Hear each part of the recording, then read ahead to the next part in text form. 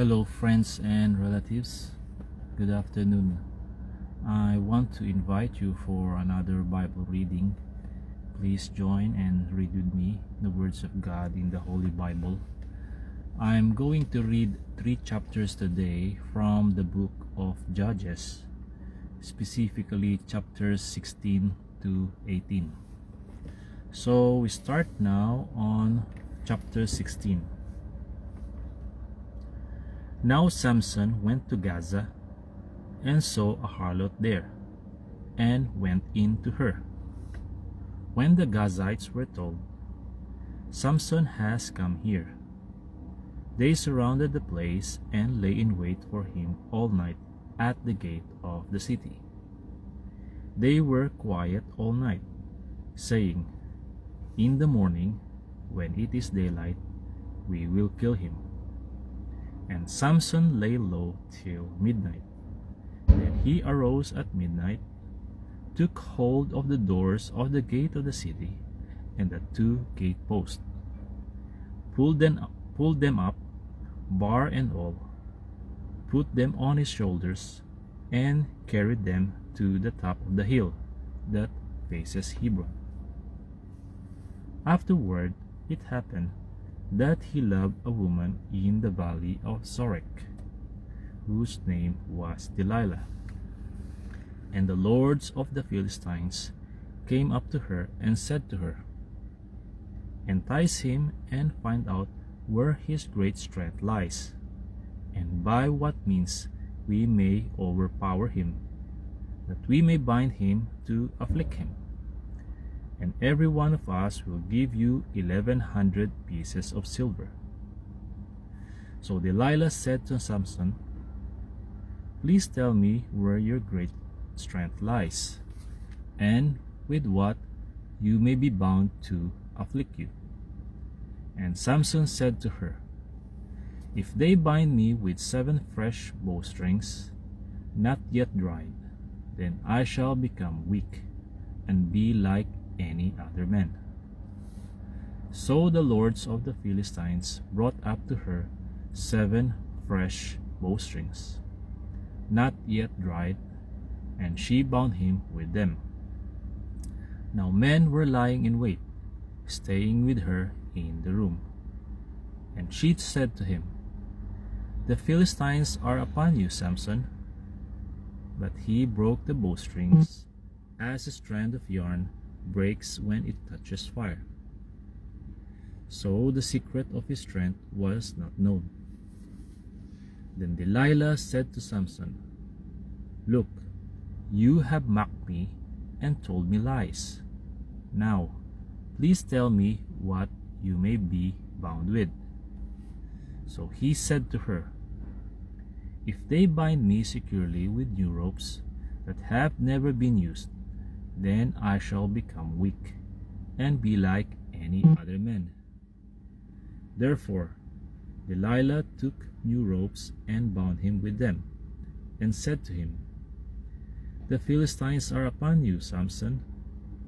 And men were lying in wait, staying in the room, but he broke them off his arms like a thread.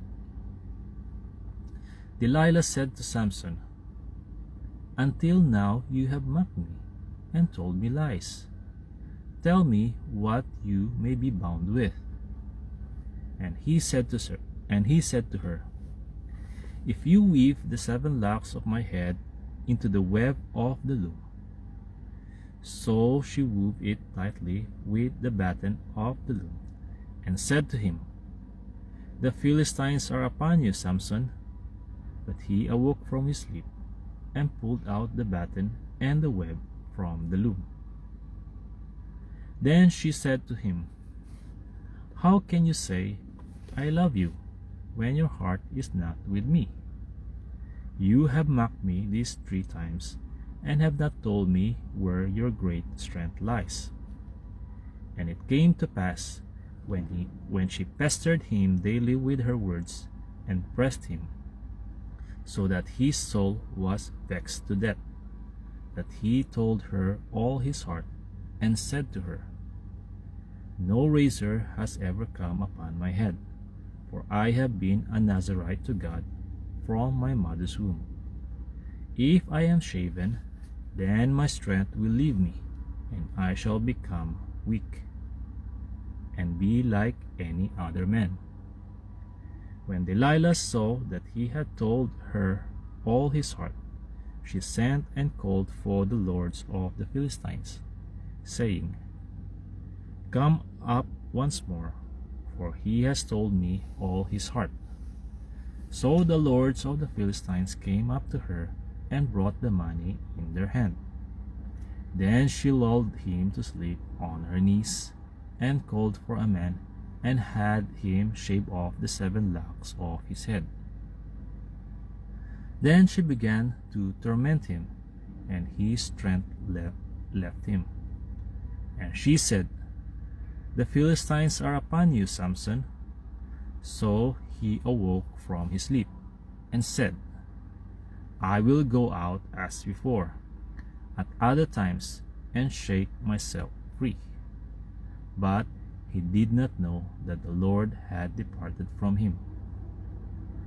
Then the Philistines took him and put out his guys, and brought him down to Gaza.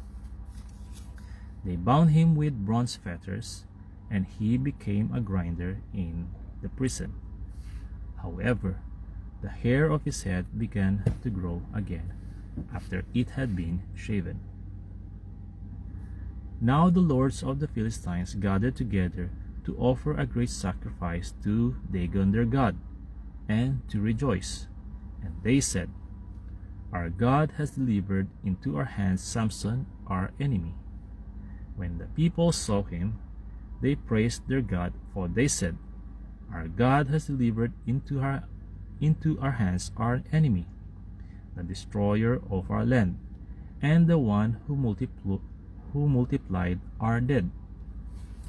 So it happened, excuse me, when their hearts were merry, that they said, "Call for Samson, that he may perform for us." So they called for Samson from prison, and he performed for them. And they stationed him between the pillars. Then Samson said to the lad who held him by the hand, "Let me feel the pillars which support the temple, so that I can lean on them." Now the temple was full of men and women. All the lords of the Philistines were there, about 3,000 men and women on the roof watching while Samson performed. Then Samson called to the Lord, saying, "O Lord God, remember me, I pray. Strengthen me, I pray, just this once, O God, that I may with one blow take vengeance on the Philistines for my 2 eyes." And Samson took hold of the 2 middle pillars which supported the temple, and he braced himself against them, one on his right and the other on his left. And Samson said, "Let me die with the Philistines." And he pushed with all his might, and the temple fell on the lords and all the people who were in it. So the dead that he killed at his death were more than he had killed in his life. And his brothers and all his father's household came down and took him, and brought him up, and buried him between Zorah and Eshtaol in the tomb of his father Manoah. He judged Israel 20 years. Chapter 17. Now there was a man from the mountains of Ephraim, whose name was Micah. And he said to his mother, "The 1,100 shekels of silver that were taken from you, and on which you put a curse, even saying it in my ears, here is the silver with me. I took it." And his mother said, "May you be blessed by the Lord, my son." So when he had returned the 1,100 shekels of silver to his mother said, "I had wholly dedicated the silver from my hand to the Lord for my son, to make a carved image and a molded image. Now therefore I will return it to you." Thus he returned the silver to his mother. Then his mother took 200 shekels of silver and gave them to the silversmith, and he made it into a carved image and a molded image. And they were in the house of Micah. The man Micah had a shrine, and made an ephod and household idols, and he consecrated one of his sons, who became his priest. In those days there was no king in Israel. Everyone did what was right in his own eyes. Now there was a young man from Bethlehem in Judah, of the family of Judah. He was a Levite, and was staying there. The man departed from the city of Bethlehem in Judah to stay wherever he could find a place. Then he came to the mountains of Ephraim, to the house of Micah, as he journeyed. And Micah said to him, "Where do you come from?" So he said to him, "I am a Levite from Bethlehem in Judah, and I am on my way to find a place to stay." Micah said to him, "Dwell with me, and be a father and a priest to me, and I will give you 10 shekels of silver per year, a suit of clothes, and your sustenance." So the Levite went in. Then the Levite was content to dwell with the man, and the young man became like one of his sons to him. So Micah consecrated the Levite, and the young man became his priest, and lived in the house of Micah. Then Micah said, "Now I know that the Lord will be good to me, since I have a Levite as priest." Chapter 18. In those days there was no king in Israel, and in those days the tribe of the Danites was seeking an inheritance for itself to dwell in. For until that day their inheritance among the tribes of Israel had not fallen to them. So the children of Dan sent 5 men of their family from their territory, men of valor from Zorah and Eshtaol, to spy out the land and search it. They said to them, "Go, search the land."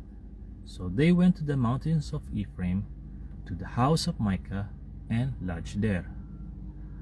While they were at the house of Micah, they recognized the voice of the young Levite. They turned aside and said to him, "Who brought you here? What are you doing in this place? What do you have here?" He said to them, "Thus and so Micah did for me. He has hired me, and I have become his priest." So they said to him, "Please inquire of God, that we may know whether the journey on which we go will be prosperous." And the priest said to them, "Go in peace. The presence of the Lord be with you on your way." So the 5 men departed and went to Laish. They saw the people who were there, how they dwelt safely in the manner of the Sidonians, quiet and secure. There were no rulers in the land who might put them to shame for anything. They were far from the Sidonians, and they had no ties with anyone. Then the spies came back to their brethren at Zorah and Eshtaol, and their brethren said to them, "What is your report?" So they said, "Arise, let us go up against them, for we have seen the land, and indeed it is very good. Would you do nothing? Do not hesitate to go and enter to possess the land. When you go, you will come to a secure people and a large land. For God has given it into your hands, a place where there is no lack of anything that is on the earth." And 600 men of the family of the Danites went from there, from Zorah and Eshtaol, armed with weapons of war. Then they went up and encamped in Kirjath-jearim in Judah. Therefore they call that place Mahane Dan to this day. There it is, west of Kirjath-jearim. And they passed from there to the mountains of Ephraim, and came to the house of Micah.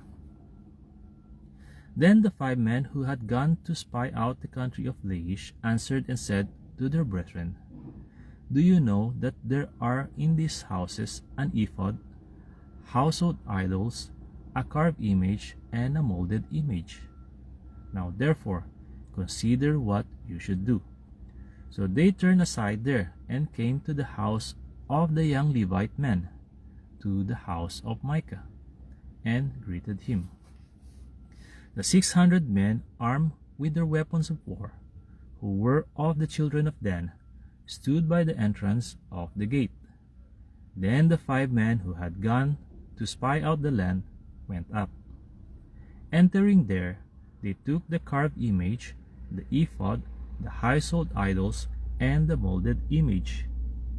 The priest stood at the entrance of the gate with the 600 men who were armed with weapons of war. When these went into Micah's house and took the carved image, the ephod, the household idols, and the molded image, the priest said to them, What are you doing?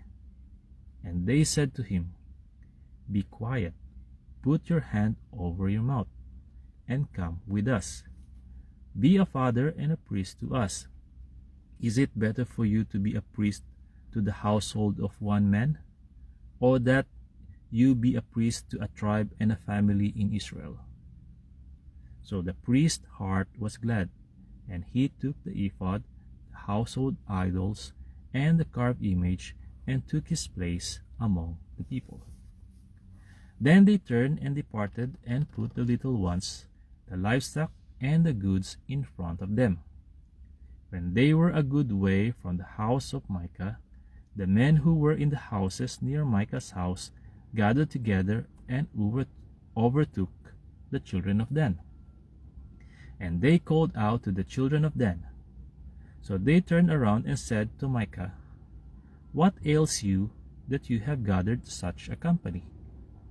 So he said, You have taken away my gods which I made, and the priest, and you have gone away. Now what more do I have? How can you say to me, What ails you? And the children of Dan said to him, Do not let your voice be heard among us, lest angry men fall upon you, and you lose your life, with the lives of your household. Then the children of Dan went their way, and when Micah saw that they were too strong for him, he turned and went back to his house. So they took the things Micah had made, and the priests who had belonged to him, and went to Laish, to a people quiet and secure. And they struck them with the edge of the sword, and burned the city with fire. There was no deliverer, because it was far from Sidon, and they had no ties with anyone. It was in the valley that belongs to Beth-rehob, so they rebuilt the city and dwelt there. And they called the name of the city Dan, after the name of Dan their father, who was born to Israel. However, the name of the city formerly was Laish. Then the children of Dan set up for themselves the carved image, and Jonathan the son of Gershom, the son of Manasseh, and his sons were priests to the tribe of Dan until the day of the captivity of the land. So they set up for themselves Micah's carved image, which he made, all the time that the house of God was in Shiloh. Friends and relatives, that's all for today. But before I go, if you think my Bible reading will benefit you and your beloved friends, then I would like to request you to please feel free to share it in your profile. In that way, the word of God will spread and be heard from every part of the earth. Thank you very much for listening. God bless you all. To God be the glory, honor, and highest praise. See you on my next Bible reading. Bye bye.